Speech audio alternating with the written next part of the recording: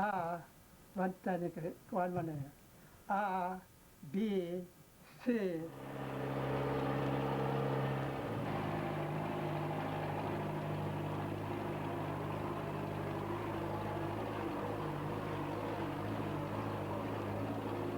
D, E, P, he,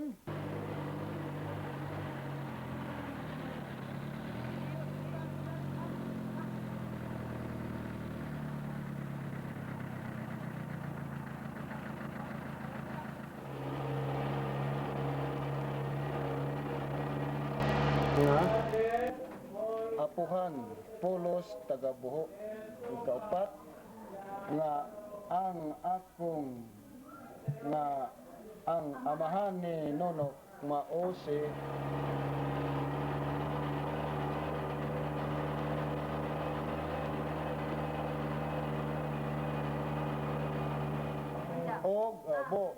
og ang iyang asawa mao si Agad o tapos si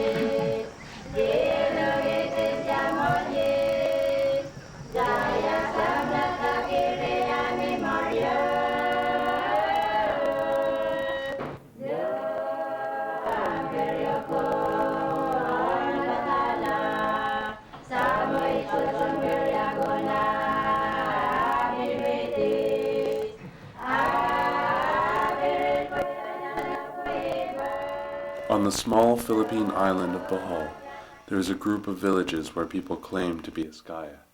On the surface, these towns of Taytay, Diliman, and Sierra Bullones seem indistinguishable from the typical Philippine barrio. But dig a little deeper, and it becomes apparent that many of the Eskayan villagers are remarkably steeped in Philippine history, and not just a typical schoolyard variety of history, but one that would not be out of place in a university classroom, where the colonial presence, persistent since 1521, is deconstructed and the peasant class's role in revolt and revolution is brought to the fore. But even more surprisingly, one finds the Eskaya devoted to perpetuating a language spoken here and nowhere else, employing a script that vaguely resembles ancient Tagalog writing. In Eskaya, as the language is known, looks and sounds like no other Philippine dialect. But what are the origins of this entirely unique language? How did it come to be spoken here? No answers to these questions can be attempted without first looking at the founder of these communities, Mariano de Tahan.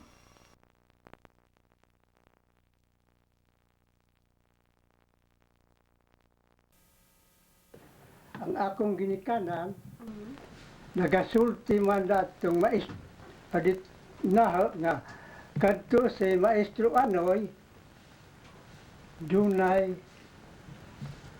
dunay kaalam, dunay kahibaw. Wala mo tong kumo kasi maestro Anoy maumay nakagunit sa kaugalingong kultura sa ating naso gikan sa Gubat sa Katsila kang Majilan o Lapu-Lapu. Kadto si Haring Humabon pagkalinaw na dito Mariano de Tahan. Tagto ka Gubat yung sa Gubang Katsila sa Amerikano maghapon. Pero dito mag-asimbol ang mga tao. Saan ko pa sa ating masundaw dito magtapo. Tukod siya 20 City, kasimbahan din sa Bohol. Mauna nga, kung saan magpagtukod sa Binaybay, nga tuwa na may mga simbahan dito, niyas kabukiran nila itukod. Sakay-sakay lang itong kabaw mama, gujuro na ng isang bata, na isang bata karubuhi pa si Juan. Turo ito isang kabayanan. Pero wala na mag-ipok. Wala na mag-ipok, wala magbahag. Ipok na. Sinsamay lang isuro dito. Tanang mga Pilipinista. Kanang sa statua bitaw diha sa kanang kuan sa eskwelahan at tubangan eskwelahan. Kisam ng tao diha. Ang itutahan. The more one looks at the life of Mariano de Tahan, the more one realizes how closely it fits into a pattern typical of many Filipino heroes. His 3 near-death experiences form the core of whom he would claim to be, and how he would be perceived by the people around him. Jadi damas yan inahan dito sa dagat ng bukad ang bungsod. Sabdahan pagsakayan sa wali tumba, hug ang bata. Nalimot siyam ka oras. Unsa kay pagka alas 3 sa palis nakahilak na mga bata. Mo ka na nga, nabuhi. Pero di agad kamatay. Kaya sa ikaduha na po, gisungag na po baka. Diya sa ubo sa ilang bahay. Di aksyon po kamatay, diya po. Every day as a child, Mariano de Tahan rode a carabao to school. While going home one afternoon, he fell off the carabao's back and was dragged home. Unconscious when he arrived at his door, he was again nursed to health, and he awoke early the next morning, unharmed. According to Philippine folklore, the person surviving 3 near-death experiences is rendered invulnerable. The last years of the 19th century found the Philippines in full-scale revolution against Spain. According to an Eskayan text that recounts Tahan's life, he joined Andres Bonifacio's Katipunan army. The Katipunan itself was a secret society with its own rituals and special amulets of invulnerability called anting-anting. Tahan was assigned to gain employment as a servant in the household of a high Spanish official. Late one evening, Tahan lowered himself into his master's bedchamber and beheaded him. Karong kay di bugal-bugalan mag-istorya tiwang. Dito ko katuo na pag-abot dito gipatawag man ito kaptan pag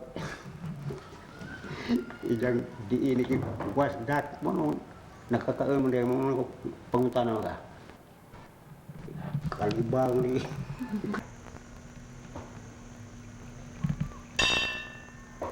Regeneration is another essential facet of the Philippine hero myth, and the Eskaya painstakingly draw connections from Tahan to Bohol's 2 most illustrious rebels.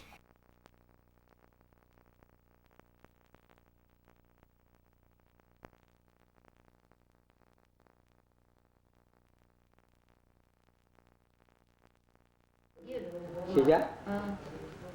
O, sabi si Katutago, ano mo, rangatang nito? Kasi pag sa katsila, pag ipatay mo ito yung amoy, siya pag siya kay anoy man, do may isaminto niya. Tapos si amoy, anoy. Between 1744 and 1829, a rebel leader held the northern part of Bohol militarily and politically independent of Spanish rule. At the time, an Augustinian priest described the Dagohoy rebellion as a continuation of the rebel voice in the mountains of Bohol. Taytay and Diliman and Sierra Bolyones all lie within the circumference of the state Dagohoy carved out of the island. Kita ke mga Pilipino kanta, makalito, maluibon ta. Muna gina ikaw tao nga daw katulo, wa kay barganan ano. Dili sa magdagoy nga 83 anyos wa diya makulipo sa katsila. Kita karon kay buburugo man ta.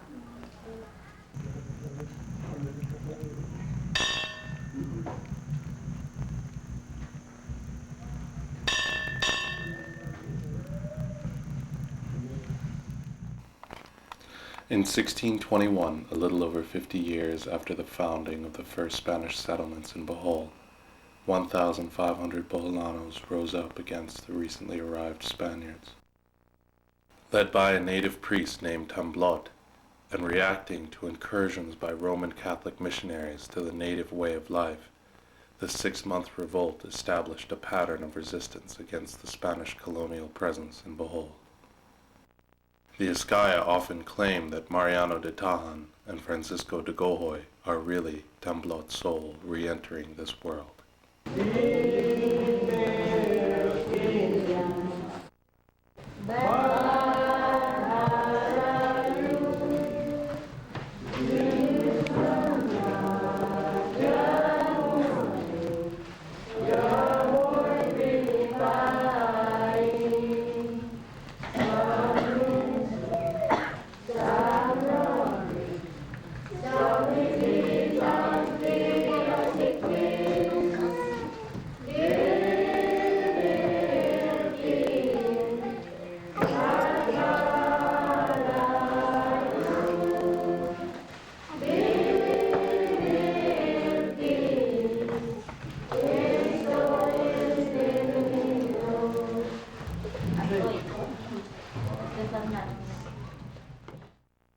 Exactly how far back the speaking and writing of Eskaya goes is not entirely clear. Sometime, probably within the first few years of the 20th century, the Eskaya claim that de Tahan found a wooden tablet, originally composed around 600 AD by a Filipino hero named Pinay, and buried in the late 16th century to protect it from the Spanish. The tablet held the basics of the Eskaya language. After studying it, de Tahan began to teach the language to those around him. The emergence of Eskaya must have stirred something in the villagers around Diliman, as de Tahan led larger and larger classes. He began to write down in Eskaya some of the area's rich local history and document the language's grammatical structure. By the time he died, he left behind a well-codified language, an iconography of reimagined heroes and recontextualized symbols, and a code of dress and behavior that has come to define the Eskayan way of life. Tanda tulo ka Pilipinte, tulo lugar sila diha. Ang isa, ono, dos, tres. Kung ingin ganit itong tiguang, ono, hindi mo sulte. Suwate nun tos ono. May dos, suwate nun tos dos. Pagyan dos, diktar. Pagyan tres, diktar. Iya lang po di diktar. Ono. Hani idang idiktar ba karon? Suwate nun tos ono. Like unsa may yang idiktar nang? Ang hani ga idang idiktar karon at libro ba? Ingin ganit dos, suwate nun dos. Ingin tres, suwate nun tres.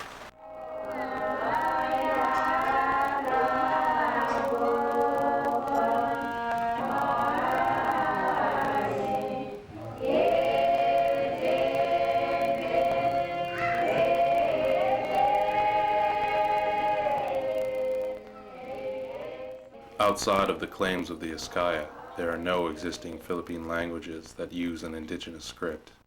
Made up of 46 letters and a syllabic system of composing words, the Eskayan language is spoken, written, and taught, and has spun out a library of texts that includes dictionaries, songs, and literary works. Ang Tagalog, kung man, ang kami ito Spanish, kining itra kay di man, na makuha ko sa parisalaw sa tao.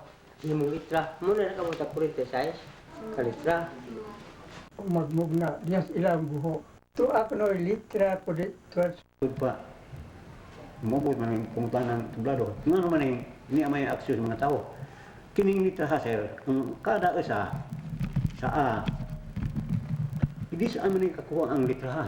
Gikan sa lawas sa tao, gawas yung sa suod. Busay mo ni. Ito man sila, kaya ito may mga sayang na dito. Ito ay mga purma, ngayon mo dako, nalagi. Ang pagtulunan nga walay litra murag hangin gikan sa baba. We have that all. Huwag di lang scientifico daning pagtulunan na basta di tag-ijala ng pagtulunan na. Pag inganira natin nga kabright, di siya kasilbi o di to gagikan sa ating labaw nga makagahum o ang ating Diyos Amahan ba? Mahumanog, di siya kahibaw din yung pagtulunan na kay tawhanan natin katingod ng kalibutan na karang panahon na nagtanaw tada na huwag siya katarungan nga makabasa ta o di pinagig kakugi o paghigog pagtuon na ng pagtulon na. Pagtuo, paglaon.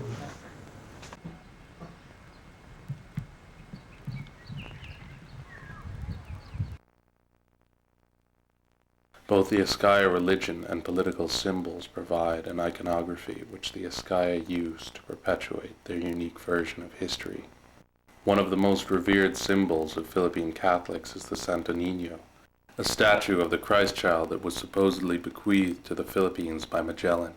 The Eskayan Santo Niño is renamed Isuno, and is the symbol of a uniquely Philippine version of Catholicism that predates Magellan.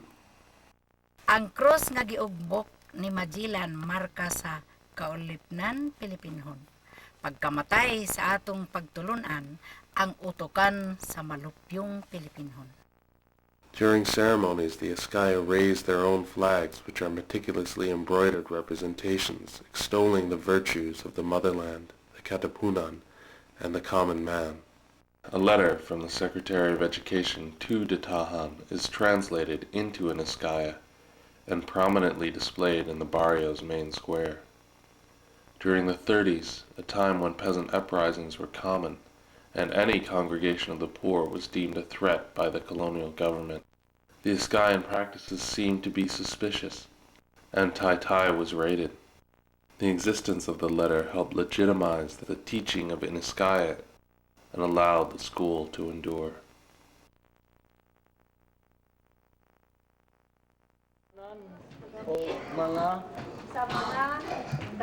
O mga katawhan, gisulat ko og patik ko ang akong ngalan ning Maong Testamento pinaagi sa Eskaya nga maoy among pinulungan tagabuhok, Sorostiano tagabuhok, mga testigos, Maximo Abarado, amahan, Toribio Abarado, anak.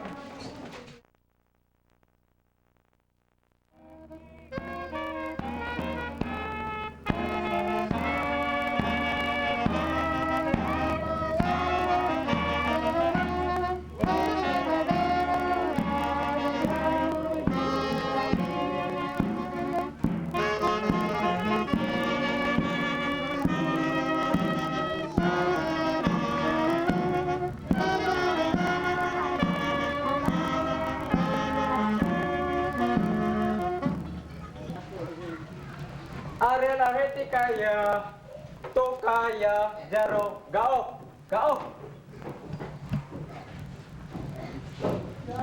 Gaop. Gaop, balay, balay. Balay. Con English, house. House.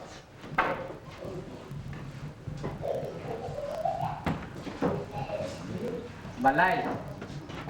Sa pagtunghang biyan, kasi siya unang tungharan ng Pasbiabas, wani siya ingal dito, at sila manuel sa buhok mag-eskwela. Hantin nga hingang ida ng nitahan niya. Kaya man magtuong na nilang bayo sa unang dyan, sa gana at magsimbahan. Ya kini karon, ya tuko na nila, ako may katuko din yung una. Ako mga panday ni una di paghambog yung taytay. Tukod na rin pagkuman, hindi na pwede klase. Kaya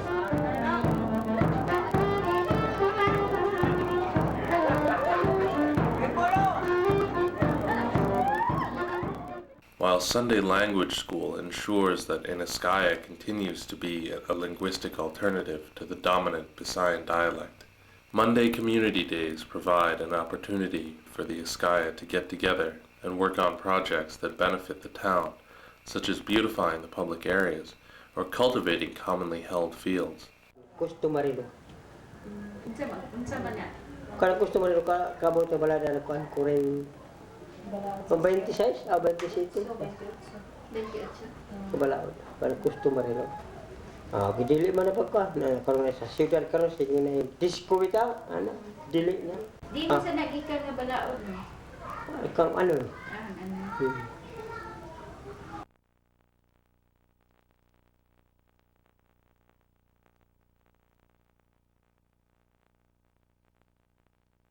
If Eskaya was not spoken until the early 1900s, and the legends did not exist in written form until years after that.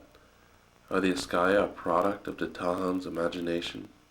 Do they simply occupy a world conjured up by his feverish mind? It is surely undeniable that there has never been a shortage of social radicals in that part of Bohol. It is also true that until the time of the Eskaya, the history of the region was shrouded, unknowable except through Spanish records. And maybe the most basic truth is that because of the ravaging cycles of war, because of the crushing demands of farming on mountainous terrain, the centuries of colonial existence have turned the idea of independence into a psychic tool of survival. Reflecting on this, is it possible that Datahan himself was the product of a yearning dormant since the fall of the Dagohoy Republic? Could the growth of the Eskyan language be a localized intellectual response, rooted deep in the need to transcend a colonial past and lay claim to a land of ideas, of language, of the mind in flight?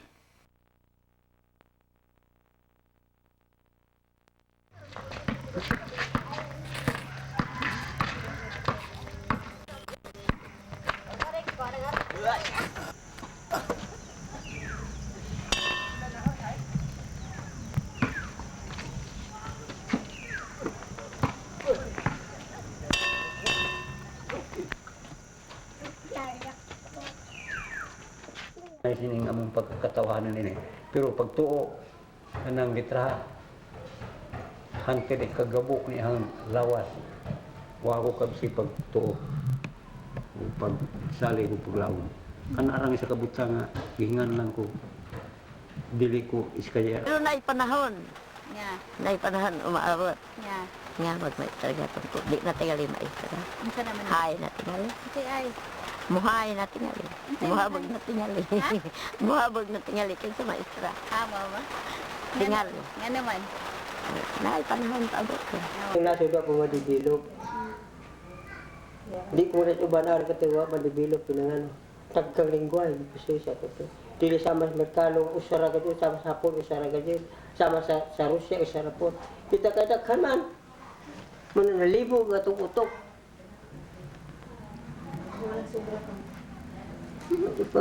Kaya natawag may mo binali. Ano anak, binali po. Dili sama sa Merkalo, usara. Siyempre ba na? Kita kada kanan. Wad inapod ko nuning istoryahan sa buhol ko na kuan ba ni English, Tagalog. Mo ko na ipatigbabaw ni buhol ko na nakaanak ko balikan. An Eskayan apocalyptic legend tells the story of a revered silver bell, which was commandeered by Spanish missionaries to use in a newly constructed Catholic church. Tamblot, the native priest and rebel leader, recaptures the bell, only to be attacked by Spanish forces. In the midst of the battle, an enormous black bird descends, flies off with the bell, and drops it in the river.